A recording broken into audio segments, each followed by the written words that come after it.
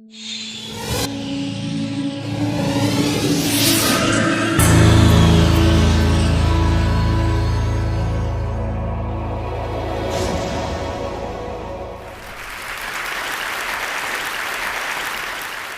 a brain scientist, and as a brain scientist, I'm actually interested in how the brain learns. And I'm especially interested in the possibility of making our brains smarter, better, and faster. This is in this context I'm going to tell you about video games. When we say video game, most of you think about children. It's true, 90% of children do play video games. But let's be frank. When the kids are in bed, who is in front of the PlayStation? Most of you. The average age of a gamer is 33 years old, not 8 years old. And in fact, if we look at the projected demographics of video game play, the video game players of tomorrow are older adults. So video games is pervasive throughout our society. It is clearly here to stay. It has an amazing impact on our everyday life. Consider these statistics released by Activision. After 1 month of release of the game Call of Duty Black Ops, it had been played for 68,000 years worldwide, right? Would any of you complain if this was a case about doing linear algebra? So what we're asking in the lab is how can we leverage that power? Now I want to step back a bit. I know most of you have had the experience of coming back home and finding your kids playing these kind of games.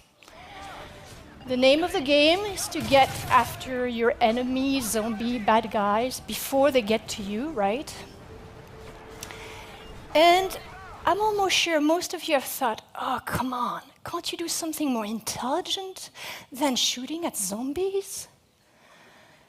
I'd like you to put this kind of knee-jerk reaction in the context of what you would have thought if you had found your girl playing Sudoku or your boy reading Shakespeare, right?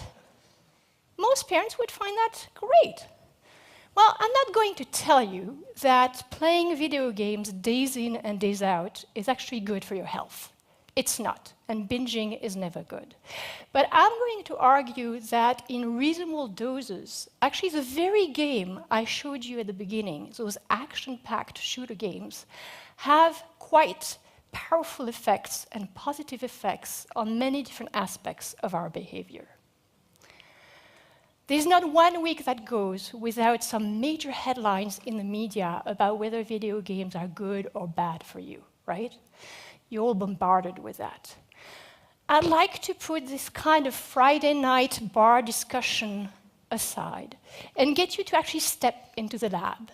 What we do in the lab is actually measure directly, in a quantitative fashion, what is the impact of video games on the brain. And so I'm going to take a few examples from our work. One first saying that I'm sure you all have heard is the fact that too much screen time makes your eyesight worse. That's a statement about vision. There may be vision scientists among you. We actually know how to test that statement. We can step into the lab and measure how good your vision is. Well, guess what? People that don't play a lot of action games, that don't actually spend a lot of time in front of screens, have normal, or what we call corrected to normal vision. That's okay. The issue is what happens with these guys that actually indulge into playing video games like 5 hours per week, 10 hours per week, 15 hours per week. By that statement, their vision should be really bad, right? Guess what? Their vision is really, really good. It's better than those that don't play. And it's better in 2 different ways. The first way is that they're actually able to resolve small detail in the context of clutter. And so that means being able to read the fine print on prescription rather than using magnifier glasses. You can actually do it with just your eyesight. The other way that they are better is actually being able to resolve different levels of gray. Imagine you're driving in the fog. That makes a difference between seeing the car in front of you and avoiding the accident or getting into an accident. So we're actually leveraging that work to develop games for patients with low vision and to have an impact on retraining their brain to see better. Clearly, when it comes to action video games, screen time doesn't make your eyesight worse.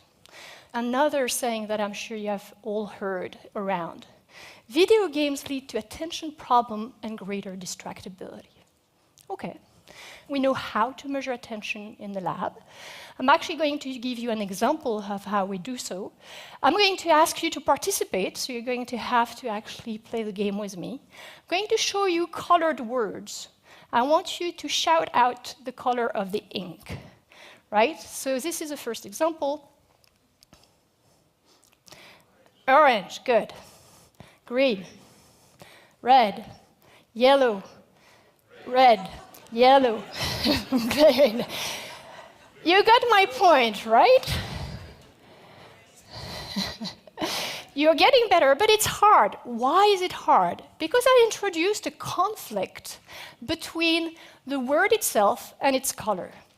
How good your attention is determines actually how fast you resolve that conflict. So the young guys here at the top of their game probably liked it a little better than some of us that are older.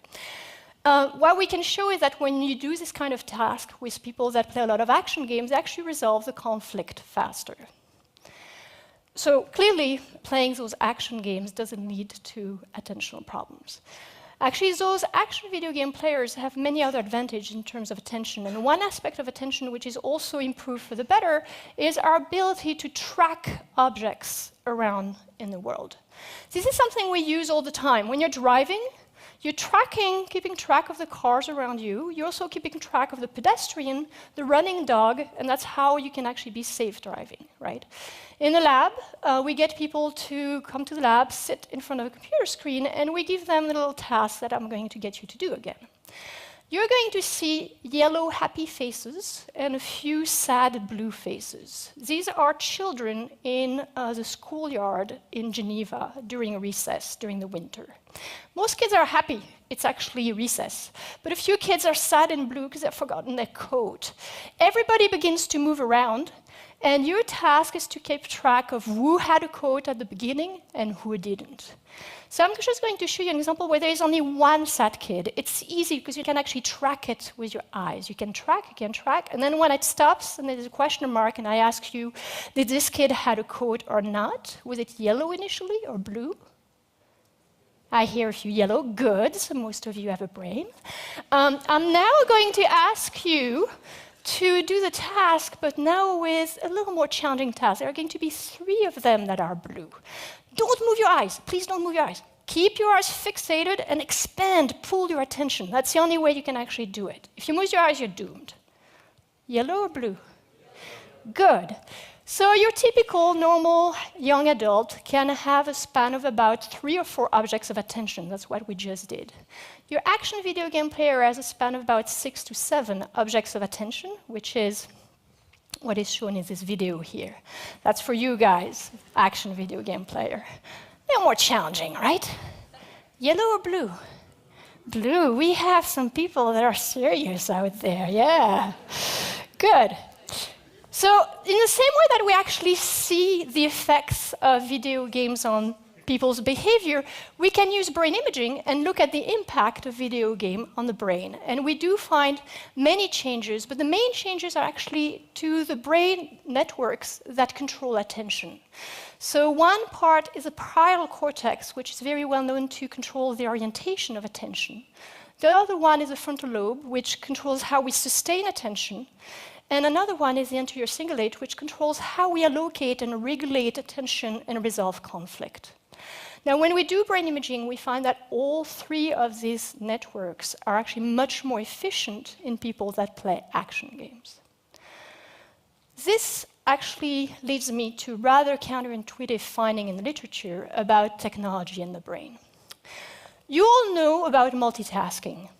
You all have been faulty of multitasking. When you're driving and you pick up your cell phone, bad idea, very bad idea. Why? Because as your attention shifts to your cell phone, you are actually losing the capacity to react swiftly to the car braking in front of you, and so you're much more likely to get engaged into a car accident. Now, we can measure that kind of skills in the lab. We obviously don't ask people to drive around and see how many car accidents they have. That would be a little costly proposition. But we design tasks on the computer where we can measure to the millisecond accuracy how good they are at switching from one task to another. When we do that, we actually find that people that play a lot of action games are really, really good. They switch really fast, very swiftly, they pay a very small cost. Now, I'd like you to remember that result and put it in the context of another group of technology users, a group which is actually much revered by society, which are people that engage in multimedia tasking. What is multimedia tasking? It's the fact that most of us, most of our children, are engaged into listening to music at the same time as they're doing search on the web, at the same time as they're chatting on Facebook with their friends. That's a multimedia tasker. There was a first study done by colleagues at Stanford, and that we replicated, that showed that those people that identify as being high multimedia tasker are absolutely abysmal at multitasking. When we measure them in the lab, they're really bad, right? So this kind of results really makes two main points. The first one is that not all media are created equal. You can't compare the effect of multimedia tasking and the effect of playing action games. They have totally different effects on different aspects of cognition, perception, and attention. Even within video games, I'm telling you right now about these action-packed video games. Different video games have a different effect on your brains. So we actually need to step into the lab and really measure what is the effect of each video game. The other lesson is that general wisdom carries no weight. I showed that to you already, like we looked at the fact that despite a lot of screen time, those action gamers have a lot of very good vision, etc. Here, what was really striking is that these undergraduates that actually report engaging in a lot of high multimedia tasking are convinced they aced the test. So you show them their data, you show them they're bad, and they're like, not possible. You know, they have this sort of gut feeling that really they're doing really, really good. That's another argument for why we need to step into the lab and really measure the impact of technology on the brain. Now, in a sense, when we think about the effect of video games on the brain, it's very similar to the effect of wine on health. There are some very poor use of wine. There are some very poor use of video games. But when consumed in reasonable doses and at the right age, wine can be very good for health. There are actually specific molecules that have been identified in red wine as leading to greater life expectancy.